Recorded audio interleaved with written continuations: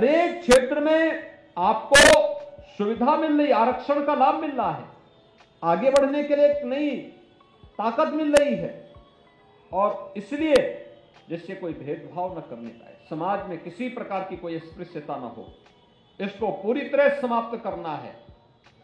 इसको आगे बढ़ा करके हमें अपने देश को मजबूत करना है, जिससे बाबा साहब का मिशन वो देश का मिशन है और व्यक्ति का मिशन नहीं, देश का मिशन है।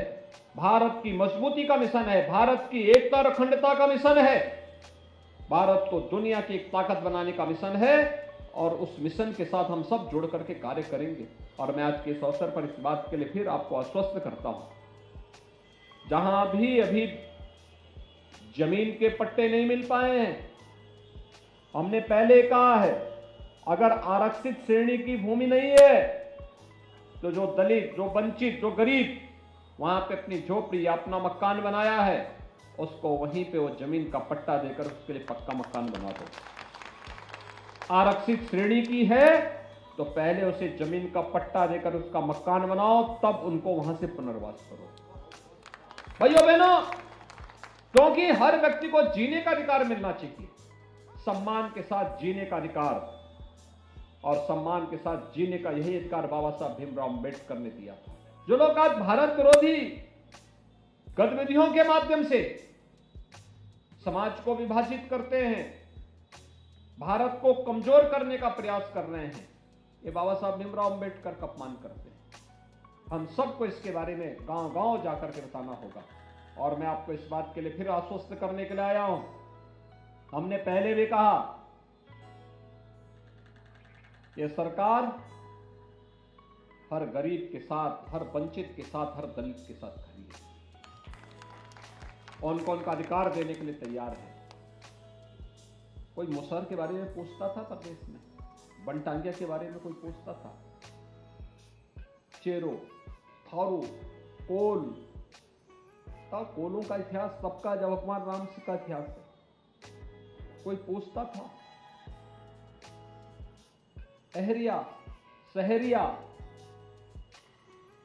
ये सभी ऐसी जातियां हैं, छोटी छोटी जातियां, छोटे छोटे समुदाय हैं, एक सीमित क्षेत्र में हैं, आवाज दबा दी जाती थी। बाबा साहब भीमराव अंबेडकर ने इनके उत्थान के लिए कार्य योजना बनाने की बात कही थी। 70 साल तक इनको वोट देने का तक अधिकार नहीं।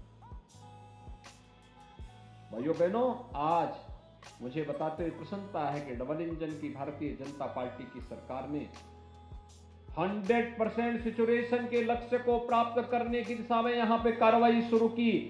हर उस दलित और वंचित के पास, वो मुसहर हो, कोल हो, भील हो, चेरो हो, थारू हो, सहरिया हो, बुक्सा हो, इनके पास, हर एक के पास अपना मकान होना चाहिए, जमीन का पट्टा होना चाहिए, उनके पास अपना शौचालय होना चाहिए, उनके पास राशन कार्ड होना चाहिए, उनके पास पेंशन की सुविधा होनी चाहिए, उनको फ्री में राशन की सुविधा मिलनी चाहिए, उनके पास जॉब कार्ड भी होना चाहिए और उनको शासन की हर एक योजना से जोड़ने का काम भी होना चाहिए।